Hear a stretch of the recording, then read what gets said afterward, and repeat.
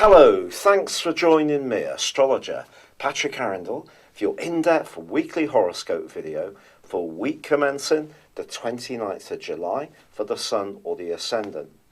I'll give you a detailed, in-depth overview before your specific forecast for your sign. If you've yet to subscribe to my channel, I'd be very grateful if you did so now. The wonderful thing about this week is the warmth of Leo. The Sun is the ruler of this zodiac sign, and throughout this week, the Sun and Venus, the planet of relating, are very closely tied together. In fact, the new moon, which occurs on Thursday at 4:11 a.m. BST, is in fact also going to be embracing the energies of Venus. So for the following month, it really gives us an opportunity. In fact, for the first 3 weeks of August, the Sun and Venus are broadly close together in this alliance.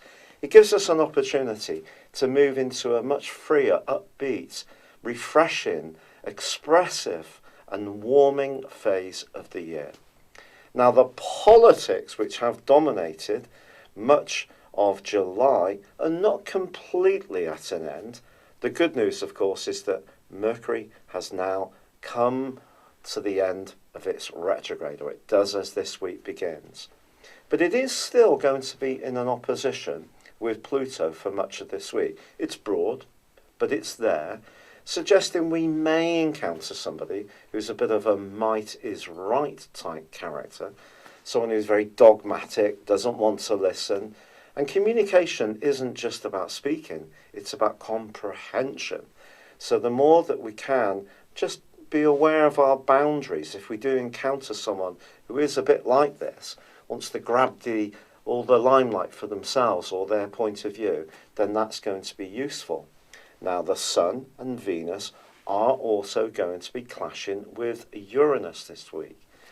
Now, in terms of the Sun's case, the Sun in Leo is very much about energy, self. It's about our individuality. It's about the things we enjoy doing, whether it's creative projects, socialising, being with our kids if we got them, or perhaps if we're wanting to have a more romantic time of it, the Sun's combination with Venus is obviously very exciting. It gives us all an opportunity to perhaps think more about how we dress, how we present ourselves, but the second, fifth house angle that we have here could lead to perhaps some spontaneous spending decisions or some spontaneous romantic decisions that we just need to be aware that if we do go for it, however exciting that can be, and obviously Uranian energy is to be more rebellious, it's to not necessarily go with the flow, it's to kind of fight against what's expected. And so I think when it comes to being an individual versus how this fits in with other people's values, then there could be some tensions caused by that. However, if you are wanting to be a little bit more of a free spirit when it comes to your budget, then this could be a week where you could find yourself a bargain by being a bit bolder and perhaps going for it. But it's also important to understand that any kind of indulgence, or overindulgence anyway, may have the downside to it.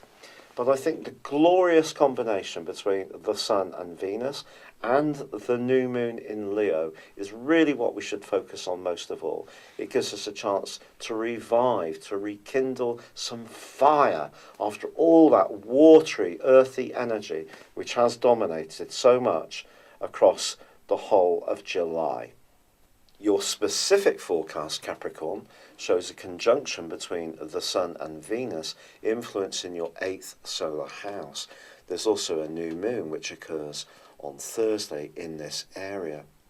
This can give you a real push when it comes to trying to build up your resources over the next 2 weeks.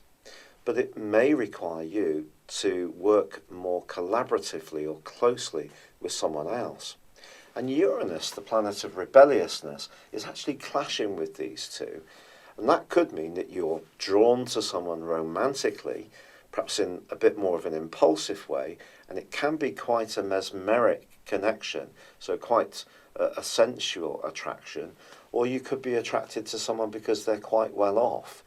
But either way, what could also happen in an existing relationship is you could resent the depth of a bond, particularly if it's stopping you being a free spirit. And with Mercury, the planet of communication, ending its retrograde on Monday, but still in a opposition with Pluto in your sign, if there is something around a relationship which you feel is a bit out of kilter, the chances are you won't hold back from asserting your viewpoint. It's been a real pleasure being with you, Capricorn. If you'd like to like or comment on this video, I'd be very grateful. Or if you'd like to chat, have a personal consultation with me, please see the link beneath this video or choose one of my personal horoscope reports. But for now, good luck and goodbye.